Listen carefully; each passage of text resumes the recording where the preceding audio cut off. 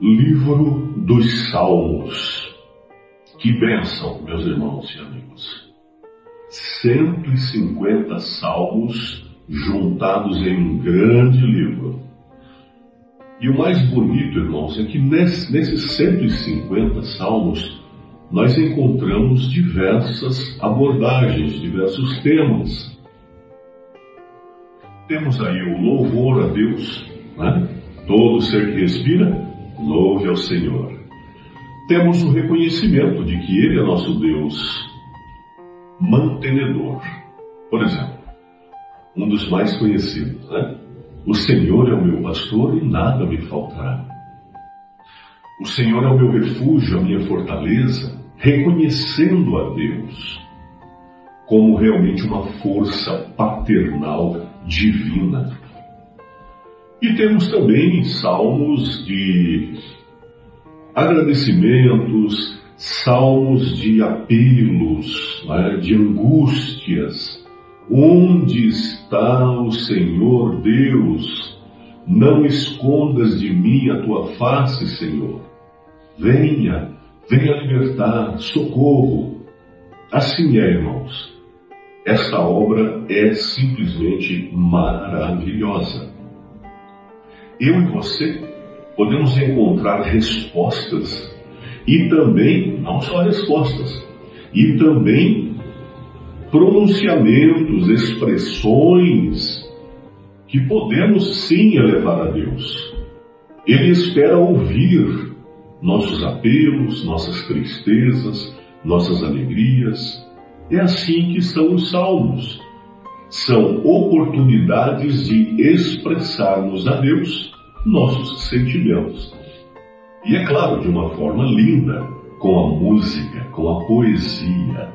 Irmãos, foi Deus, pelo Espírito Santo, quem escreveu os salmos. Aproveitemos ao máximo esta bênção, essa força divina que vem dos céus para nós, está em nossas mãos. 150 salmos. É bastante coisa, não é? Então são coisas que Deus colocou ao nosso dispor, nos seus escritos, para justamente nos dar esta orientação. O que eu digo? O que eu falo? Posso ir à presença de Deus? Né? Então façamos isto. Aproveitemos ao máximo. Os salmos são lindos, são perfeitos para cada situação da nossa vida. Bênçãos maravilhosas para você. Nos salmos também.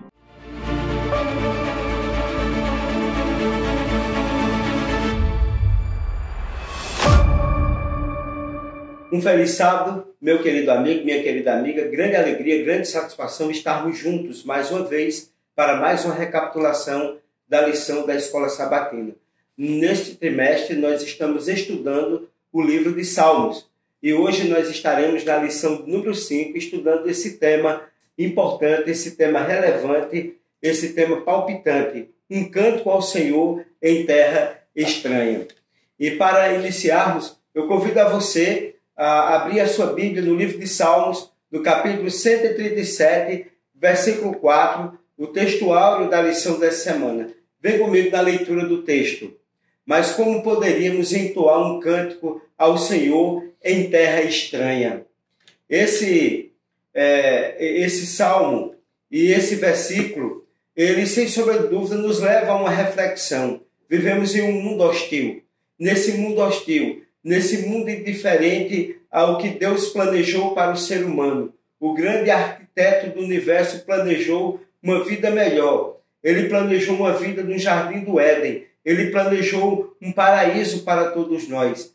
E nós vivemos hoje, após o pecado, em um mundo hostil. Como viver nessa terra estranha? Nós precisamos aprofundar muito no livro de Salmos para descobrir o que os salmos são proferidos em um mundo imperfeito, marcado pelo pecado, pelo mal, pelo sofrimento, pela desordem, pela doença, pela morte e tantas outras coisas ruins que alcançam esse mundo. E, meus queridos, a criação estável e governada pelo Senhor, soberano e criador, e suas leis justas é constantemente ameaçada pelo mal.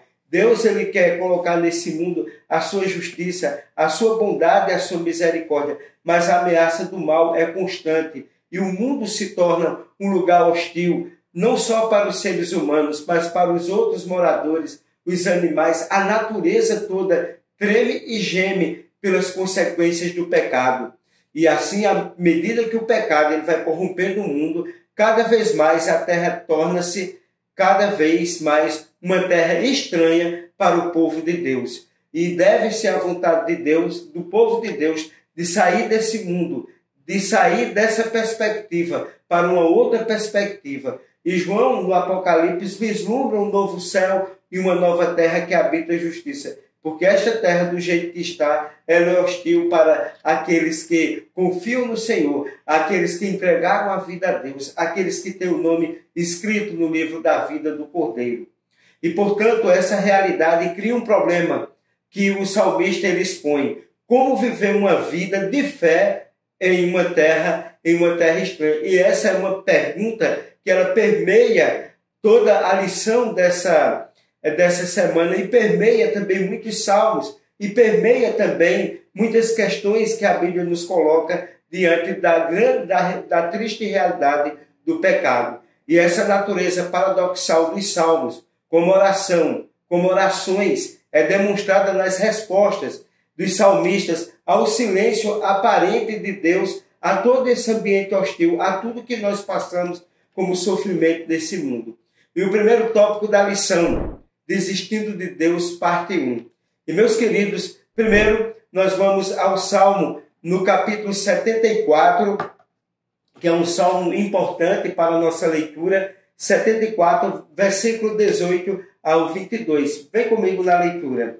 Diz o seguinte: lembra-te disto, o inimigo tem ultrajado ao Senhor, e um povo insensato tem blasfemado o teu nome. Não entregues à rapina a vida de tua rola, nem entregues perpetuamente da vida dos teus aflitos. Considera a tua aliança, pois os lugares tenebrosos da terra estão cheios de moradas de violência. Não fique envergonhado o oprimido. Louve o teu nome, o aflito e o necessitado. Levanta-te ao Senhor, pleiteia a tua própria causa. Lembra-te de como o ímpio te afronta, te afronta todos os dias. Esse salmo, bem como também ali o Salmo 79, ele traz exatamente o cenário do que está em jogo nesse contexto desse mundo hostil. E tanto o Salmo 79 como o Salmo 74, o salmista procura compreender a grande controvérsia entre Deus e os poderes do mal, apontando para a insondável tolerância divina, bem como para a sua infinita sabedoria e poder diante de toda esta hostilidade que existe. E assim nós poderíamos dizer que o problema do mal nos salmos é principalmente teológico, envolvendo inevitavelmente perguntas e indagações sobre Deus. E assim, a destruição de Jerusalém e do templo é vista principalmente como um escândalo divino, pois proporcionou uma oportunidade para que os pagãos blasfemassem contra Deus. E agora onde está Deus? O templo destruído, a nação ela está sendo levada cativa. Isso aparentemente leva para os ímpios uma perspectiva de escândalo divino. Portanto, a herança de Deus, o povo de Israel, é o sinal de sua eleição divina, é sinal de aliança. E essa aliança Deus não quebrou. Infelizmente, o homem quebrou. E nessa questão aqui, o salmista reconhece que os pecados do povo corrompem o relacionamento da aliança do povo com o seu Deus e trouxe sobre ele todas as consequências, como nos é demonstrada ali no Salmo 79, e nós podemos ver isso naturalmente. Notai bem em Salmo 79, versículo 8 e 9, que diz o seguinte: não recordes contra nós a iniquidade de nossos pais, apressem-se ao nosso encontro as tuas misericórdias, pois estamos sobremodos abatidos. Assiste-nos, ó Deus e Salvador nosso, pela glória do teu nome. Livra-nos, perdoa-nos dos pecados, por amor do teu nome. E, meus queridos, aqui né, o salmista ele é muito claro, ele é muito objetivo, né, quando ele mostra exatamente o que trouxe como consequência para o povo esse desligamento, esse pecado, esses pecados. Então, essa história do desligamento não parte de Deus, mas parte do ser humano. Mas o Senhor cumpre a sua promessa. E o salmista pede a Deus para que haja um retorno, para que haja uma recomposição. Né? E é exatamente nesse sentido que nós precisamos caminhar. E é importante destacarmos o seguinte: no entanto, mais importante do que a restauração da sorte de Israel é a defesa do caráter de Deus no mundo. Deus não é responsável por absolutamente nada que existe no mundo. Daí que há necessidade de se pedir a Deus que Ele restaure. Se as ações malignas das nações ficarem impunes, parecerá que Deus perdeu o poder e Deus perdeu o controle. Mas não é isso que acontece. Somente quando Deus salvar o seu povo, seu nome será justificado e exaltado. Mas Deus está trabalhando para isso. Precisamos crer, precisamos confiar. No livro Desejado de Todas as Nações, Ellen White diz o seguinte: a hora de Deus, a honra de Cristo está envolvida no aperfeiçoamento do caráter do seu povo. Nós estamos sendo aperfeiçoados dia a dia, momento a momento, segundo a segundo. E nós precisamos compreender e entender exatamente isso, que o caráter de Deus, o poder de Deus, tudo será devidamente esclarecido na hora de Deus. E a honra de Cristo está envolvida no aperfeiçoamento também do meu e do seu caráter. E isso é importante, que nós venhamos a entender, compreender e pôr em prática. Vamos agora ao segundo tópico da lição, a beira da morte. Os Salmos 41, meus queridos, e o Salmo 102, ele nos traz algumas coisas importantes para a nossa reflexão. Eu gostaria de abrir aqui a minha Bíblia, para que você também acompanhasse aí onde você está, essa leitura maravilhosa que nos coloca aqui o salmista. Notai bem, Salmo 41, diz o seguinte: bem-aventurado o que acode ao necessitado, o Senhor o livra no dia do mal, o Senhor protege, preserva-lhe a vida e o faz feliz na terra. Não o entrega à descrição dos seus inimigos. O Senhor o assiste no leito da enfermidade, na doença. Tu lhes afofas na cama. Disse eu: compadece de mim, Senhor, sara a minha alma, porque pequei contra ti. Vivemos sim em um ambiente hostil, em uma terra estranha. E ainda nesse mesmo contexto, o Salmo 88, o Salmo 102, né? Que experiências esse texto nos descreve, e descreve exatamente nessa terra hostil. Você e eu certamente já passamos por semelhantes situações. Em oração por salvação de doenças e morte, demonstram que os filhos de Deus não estão isentos de sofrimento. Eu e você não haveremos nesse mundo de sermos isentos de coisas, de adversidades que venhamos a passar. Os salmos revelam os terríveis sofrimentos vivenciados pelos salmistas. Mas também é descrito também, né, nós podemos descrever que nós vivemos também a adversidade. Ele está sem força, murcha como a grama, incapaz de comer, separado dos vivos, deitados como mortos na sepultura. Veja como ele vai colocando a situação dos justos. Repulsivo para os seus amigos, sofrendo e desesperado. Essa, sem sombra de dúvida, é a situação que muitas vezes também nos encontramos. Saibamos o seguinte: por que você está passando por uma adversidade? Por que você está passando por um momento difícil? Isso não implica dizer que você está em pecado. Às vezes, as adversidades vêm porque estamos em pecado, mas às vezes vem também como uma forma de provação que Deus nos coloca. Mas em toda provação existe uma forma de Deus nos dar o livramento. Deus está aqui provando a nossa fé. E muitos salmos assumem que o Senhor permitiu o problema por causa da desobediência de Israel. Em resumo, tanto a permissão de Deus para o sofrimento contra a sua libertação são demonstração de sua soberania final. Deus é soberano. Isso tudo não vai continuar assim. Vai passar. Né? Tenha certeza, tenha convicção disso, que todo sofrimento há de passar e nós precisamos estarmos mais apegados a Deus, mais confiantes no Senhor, com mais confiança naquilo que Deus nos prometeu. Nós podemos descansar e a Bíblia apresenta 2.500 promessas, que elas são colocadas para mim e para você desfrutarmos dela. Saber que Deus está no controle traz a todos nós o que? Esperança. E como diz Paulo no capítulo 5 de Romanos, essa esperança não nos traz confusão, porque o amor de Deus está derramado em nossos corações pelo Espírito Santo que nos foi outorgado. E quando lemos também o Salmo 88, à luz do sofrimento de Cristo, ficamos maravilhados com a profundidade do seu amor, no qual ele estava disposto a atravessar a porta da morte em prol da humanidade. Porque nem mesmo o Filho de Deus foi poupado e ele não teve pecado, mas ele passou por tudo isso, pela porta da morte, em prol de mim, em prol de você, da minha e da sua libertação, da minha e da sua salvação.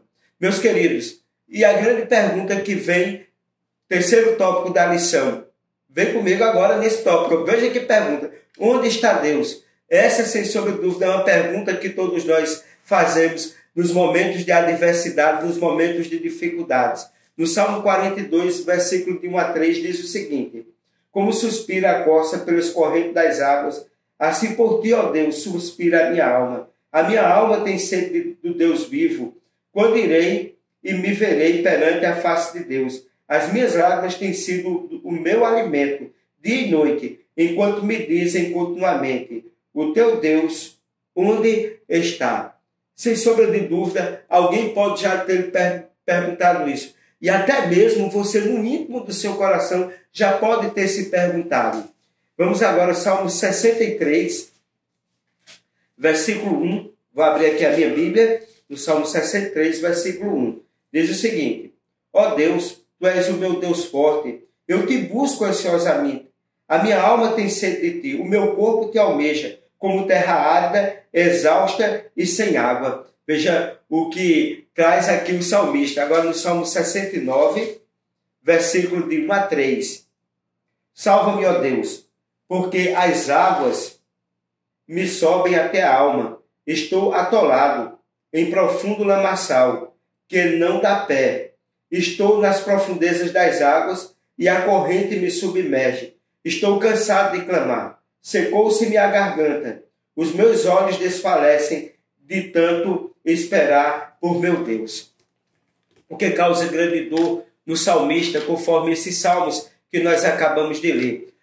Veja bem, meus queridos, não apenas os sofrimentos pessoais e coletivos perturbam o salmista, mas também, se não mais, a aparente falta de atenção de Deus para as dificuldades de seu servo. Por isso que nós devemos orar a palavra. Se vocês observarem, o salmista expressa aquilo que está no seu coração, a sinceridade do seu coração. Né? E essa sinceridade no coração é exatamente que ele apresenta essa dificuldade de encontrar em Deus a resposta.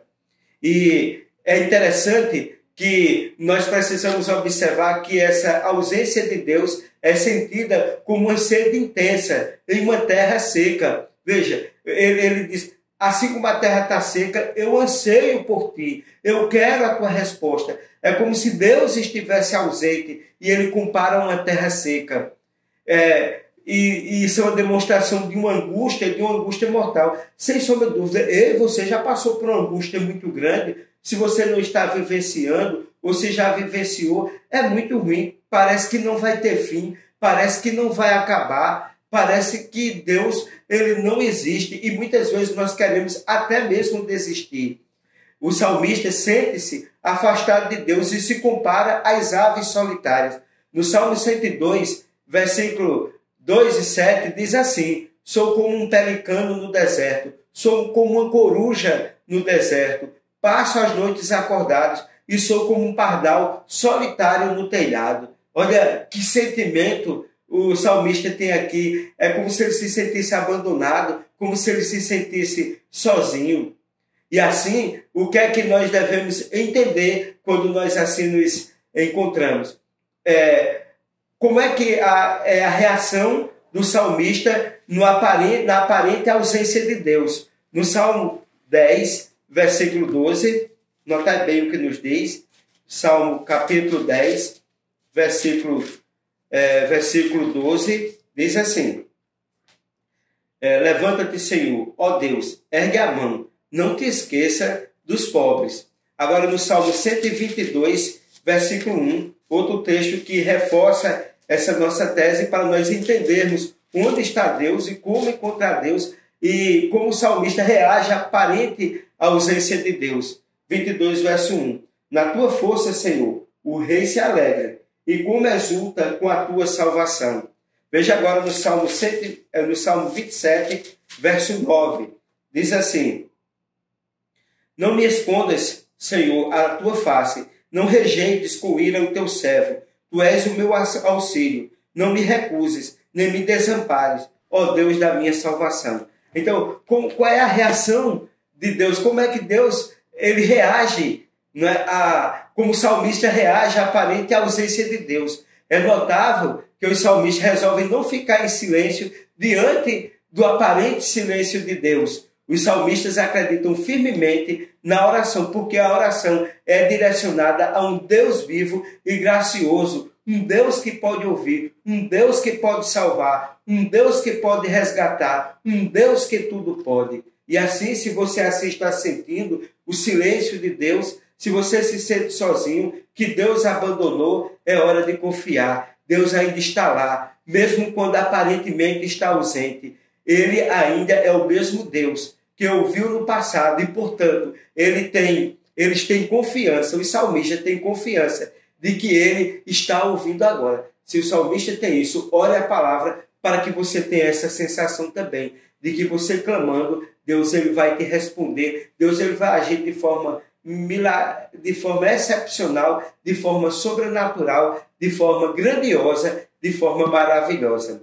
As ocasiões do silêncio de Deus levam os salmistas a se examinarem e a buscarem a Deus, mas com confissões e súplicas humildes. É isso que nós devemos fazer diante do nosso Deus, porque eles sabem que Deus não permanecerá em silêncio para sempre. Os salmos demonstram que a comunicação com Deus deve continuar, independentemente das circunstâncias da vida. Nós não devemos abrir mão de Deus. Nós não sabemos ao que nós seremos levados, mas nós não podemos abrir mão de que Deus ele vai agir, de que Deus vai pôr a mão e que ele vai realizar o milagre que será necessário para a nossa vida.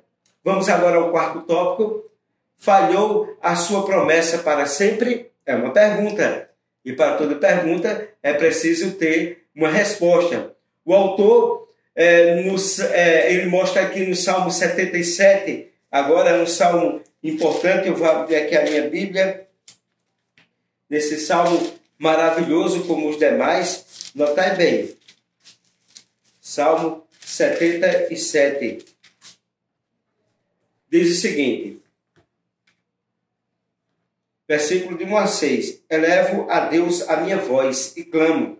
Elevo a Deus a minha voz para que me atenda. No dia da minha angústia procuro o Senhor. Erguem-se as minhas mãos durante a noite e não se cansam. A minha alma recusa consolar-se. Lembro-me de Deus e passo a gemer. Medito e me desfalece o espírito. Não me deixas pregar os olhos tão perturbados. Estou que nem posso falar. Penso nos dias de outrora. Trago à lembrança os anos do passado e tempos. De noite indago no meu íntimo e o meu espírito perscruta. Rejeita o Senhor para sempre? Acaso não se torna a ser propício? Meus queridos, aqui esse salmo, o Salmo 77, ele começa com um pedido de ajuda, cheio de lamentação dolorosa, lembranças do passado. Todo o ser do salmista aqui está voltado para Deus em luto. Ele se recusa a ser consolado por qualquer alívio que não venha de Deus. O salmista aqui não abre mão que ele seja atendido por Deus. Porque muitas vezes, no meio do desespero, a gente procura o que não deve, pessoas que não devem, lugares que não devem, resposta onde não está a verdadeira resposta. O salmista aqui não abre mão de buscar a Deus. Eu e você, a gente tem feito o contrário do salmista, a gente abre mão de buscar a Deus para buscar o que não deve. Essa é uma questão para nós refletirmos. No entanto, lembrar de Deus parece intensificar a sua angústia. Quando me lembro de Deus, eu gemo, né? Então o salmista ele parece gemer quando assim ele se lembra de Deus, porque ele vai com muita intensidade. A palavra hebraica aqui, ramá, que significa gemer, muitas vezes retrata o rugido das águas agitadas. Da mesma forma, todo o ser do salmista está em um estado de intensa inquietação, buscando, acreditando de forma intensa a presença, a resposta e o amparo de Deus. Como lembrar de Deus pode causar sentimentos tão fortes de angústias? Essa é uma pergunta importante. Uma série de perguntas perturbadoras revela a causa da angústia revelada aqui no livro de Salmos. No versículo 7 até o 9, eu li até o 6, mas o 7 até o 9, veja a sequência de perguntas. Rejeita o Senhor para sempre? Acaso não se torna sempre propício? Cessou-se perpetuamente a sua graça? Caducou a sua promessa para todas as gerações? Esqueceu-se Deus de ser benigno? Ora, ou na sua ira terá ele reprimido as suas misericórdias. Veja a sequência de perguntas. Deus mudou? Deus pode trair a sua aliança? Então o salmista está intensamente indagando a Deus, buscando a Deus em aflição, né? A partir dessas perguntas, para que assim Deus possa dar a resposta. E é necessário a gente procurar em Deus as respostas, a gente ser sincero com Deus, indagar para Ele, para que nós possamos encontrar o conforto para a nossa alma. Agora, nós vamos ao quinto e último tópico, para que os justos sejam tentados. Meus queridos, eu queria ver com vocês agora com a luta que o salmista enfrentava. Salmo 37, versículo 1. Notai bem o que diz. Não te indignes por causa dos malfeitores, nem tenhas inveja dos que praticam a iniquidade. Vou repetir. Não te indignes por causa dos malfeitores, nem tenha inveja dos que praticam a iniquidade. Verso 8 diz o seguinte. Deixa a ira, abandona o furor. Não te impacientes, certamente isso acabará mal. Vou agora ao Salmo 49, versículo 5 até o 7. Diz assim: porque hei de temer nos dias da tribulação, quando me salteia a iniquidade dos que me perseguem, dos que confiam nos seus bens e na sua muita riqueza se gloriam. Ao irmão verdadeiramente ninguém o pode remir, nem pagar por ele a Deus o seu resgate. Agora o Salmo 94, versículo 3 e 7. Salmo 94, versículo 3 e 7. Diz o seguinte: até quando, Senhor, os perversos, até quando exultarão os perversos? Proferem impiedades e falam coisas duras. Vangloriam-se os que praticam a iniquidade. Esmagaram o teu povo, Senhor, e oprimem a tua herança. Matam a viúva e o estrangeiro, os órfãos assassinam. E dizem, o Senhor não vê, nem disso faz caso o Deus de Jacó. Veja bem, agora Salmo 125, versículo 3. Notai bem. Salmo 125, mais um pouquinho à frente, a nossa Bíblia, 125, versículo 3. Diz assim: o cetro dos ímpios não permanecerá sob a sorte dos justos, para que o justo não entenda a mão a iniquidade. Veja bem, a grande pergunta que nós temos aqui, que luta o salmista enfrentava? O que esses salmos mostram é que os salmos lamentam a prosperidade atual dos ímpios e o desafio que esse fato representa para o justo. Quando você vê o ímpio prosperar, às vezes a gente olha o ímpio prosperar, a gente pensa que o justo está passando por dificuldade e a gente começa a fazer comparação.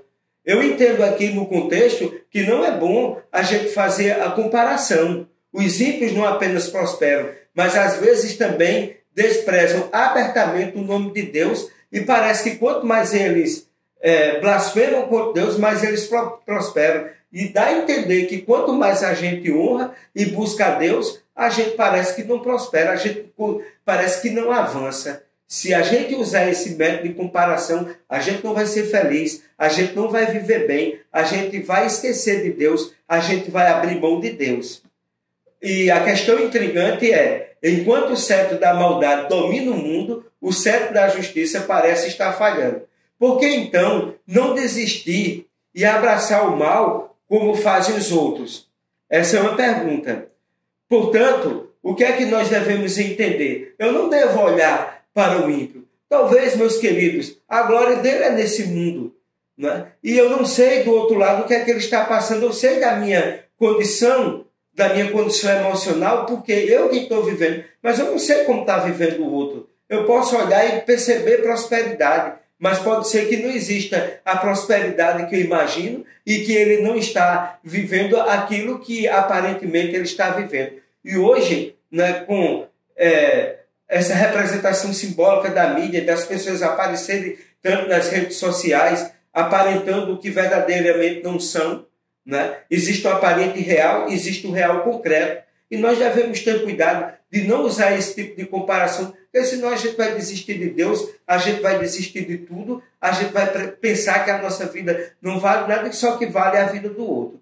De maneira nenhuma. Deus te fez de uma forma maravilhosa, de uma forma extraordinária, tá certo? É certo que talvez você esteja passando por uma outra aflição. O Filho de Deus também passou. Os profetas do passado e os patriarcas do passado, os homens e as mulheres de Deus do passado, passaram coisas até piores do que as que nós passamos.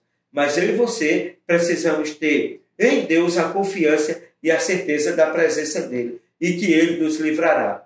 E para que nós possamos entender, vamos ao Salmo 73, versículo 1 em diante. Esse salmo aqui é muito importante para a nossa leitura. Veja que a gente está fazendo um movimento extraordinário aqui no livro de Salmos, né? Passeando aqui pelo livro de Salmos. Salmo 73, versículo 1 em diante. Com efeito, Deus é bom para com Israel, para com os de coração limpo. Quanto a mim, porém, quase me resvalaram os pés. Pouco faltou para que se desviassem os meus passos. Pois eu invejava os arrogantes, ao ver a prosperidade dos perversos. Para eles não há preocupação, o seu corpo é sadio e nédio. Não partilham das canseiras dos mortais, nem são afligidos com os outros homens. Daí a soberba que os cinge como um colar e a violência que os envolve como um manto. Os olhos saltam-lhes de gordura do coração, brotam-lhe as fantasias. Motejam e falam maliciosamente da opressão, falam com altivez. Queria adiantar agora no Salmo 27, li até o 8, vou agora ao versículo 27. Os que se afastam de ti, eis que perecem, tu destrói todos os que são infiéis para contigo. Quanto a mim, verso 28, é bom estar junto de Deus, no Senhor Deus, pois ponho o meu refúgio para proclamar todos os seus feitos. Aqui foi importante, né? O salmista ele vai historicizando o que é os ímpios e no final ele traz uma coisa maravilhosa no versículo 28. Quanto a mim, bom é estar junto de Deus. Para você é bom estar junto de Deus? Enquanto o salmista no Salmo 73 permaneceu focado na iniquidade presente do mundo, ele não conseguiu ver o quadro geral do ponto de vista de Deus. Portanto, o problema que a prosperidade do mal representa para a sua fé era avassalador.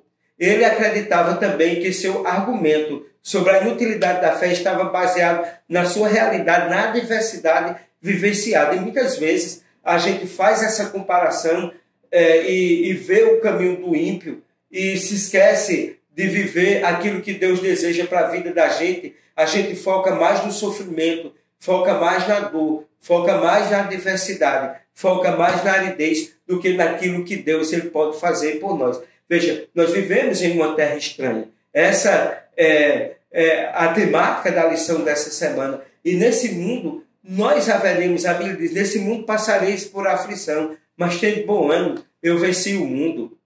E é necessário também nós entendermos ali, no Salmo 73, ele mostra que essas coisas zombam daqueles que ignoram o primeiro versículo deste Salmo, que é o resumo de todo o Salmo. Quão bom é o Deus de Israel para aqueles que têm o coração reto. Então ele começa assim, e isso é importante. Só repetindo, quão bom é o Deus de Israel para aquele que tem o coração reto. E a forma que termina, né, também, quanto a mim, bom é estar junto de Deus. Né? Diz aqui, bom é estar junto de Deus, nosso Senhor. Né? Bom é estar junto dele, porque com ele pode todas as coisas. Ele vai fazer um grande milagre na minha e na sua vida. Nós não ficaremos, não moraremos para sempre nessa terra árida, nessa terra difícil, nesse mundo escuro de erro, pecado e morte. Não, meus queridos. Deus, ele mostra muito bem aqui no Salmo que bom é o Deus de Israel para aqueles que têm o coração reto. Deus é bom o tempo todo. Se a porta abrir, Deus é Deus. Se ela se fechar, ele continua sendo Deus. E Deus, ele vai dar a todos nós a resposta necessária para nossas adversidades. Ponha esse propósito no seu coração de orar, de jejuar, de ter mais comunhão, de orar o livro de Salmo, de ser sincero, dizer a Deus, como disse o salmista, o que ele sentia, o que ele pensava de Deus, o que ele pensava da sua realidade. Mas também não se espelhe no ímpio para que você possa enxergar a sua realidade e você que ele está no lugar dele. Não faça isso, porque Deus, ele vai te levar para um lugar seguro. Deus vai te levar para a morada celestial, onde não haverá mais luto, nem choro, nem pranto, nem dor. A Bíblia diz, porque as primeiras coisas passaram. E, meus queridos, para concluir, como os salmistas, o povo de Deus, em todos os tempos, se pergunta, de vez em quando, como cantar o cântico do Senhor em uma terra estranha. Como é que eu vou orar? Como é que eu vou ser fiel? Como é que eu vou viver? Como é que eu vou louvar em uma terra nesse mundo de tanto pecado, tanta coisa ruim? Nossa fé no governo soberano de Deus é desafiada diariamente, constantemente, às vezes severamente. Podemos questionar se Deus está no controle ou verdadeiramente tão poderoso e bom quanto as Escrituras afirmam. Será que ele é bom e poderoso como as Escrituras afirmam? Ponha isso diante de você e confie, e você vai ver. A Bíblia diz que Deus vai operar maravilhas no meio do seu povo. Eu e você, nós precisamos acreditar, se achegar a Deus, porque Deus, ele sabe que nós estamos vivendo em um mundo estranho, que tudo parece ser contrário à vontade de Deus. Mas Deus tem um plano para cada criatura. Vai passar, né? Essa dor vai passar. Esse momento que você está passando vai passar. Esse sofrimento vai passar. Tudo vai passar, porque tudo nessa terra passa. Só não passa o amor de Deus. Confia em Deus. Tem um hino que diz assim, e a negra nuvem passará. Assim, não duvides mais, confia em Deus. E assim, meus queridos, que Deus te abençoe. Eu sei que você talvez esteja passando por um dos momentos mais difíceis da sua vida, mas confia em Deus, vai passar. Ponha isso no seu coração, confia e, sem sombra de dúvida, Deus vai abrir dos céus janelas, bênçãos sem medidas para a minha e para a tua vida. E que Deus continue nos abençoando sempre. Convido você nesse momento a fazermos uma oração. Senhor Deus, Pai de amor, de bondade e de misericórdia, nós te agradecemos, Senhor, pela recapitulação da lição. Vivemos em uma terra hostil. Muitas vezes, Senhor, enxergamos a prosperidade dos ímpios. Enxergamos que talvez ele esteja em melhor condição. E essa janela killer, essa janela assassina que a gente abre, de procurar ver o mal como uma coisa boa, isso é muito ruim para a nossa vida, para a nossa comunhão contigo. Enxergar muitas vezes que a nossa condição é pior. O salmista muitas vezes enxergou assim. Mas é importante, Senhor, que nós sejamos sinceros ao orarmos os salmos, para te expormos aquilo que nós sentimos, para que assim nós venhamos ter fé, certeza e convicção de que tudo isso vai passar. Que tua mão poderosa há de se estender sobre o teu povo, para livrar-nos de todo o mal. Continua conosco, abençoe essas pessoas maravilhosas que estão nos acompanhando neste momento. Põe a mão sobre elas, abençoe a vida delas, a família, o trabalho, a saúde e tudo mais. Nós te pedimos isso, Senhor, em nome de Jesus. Amém.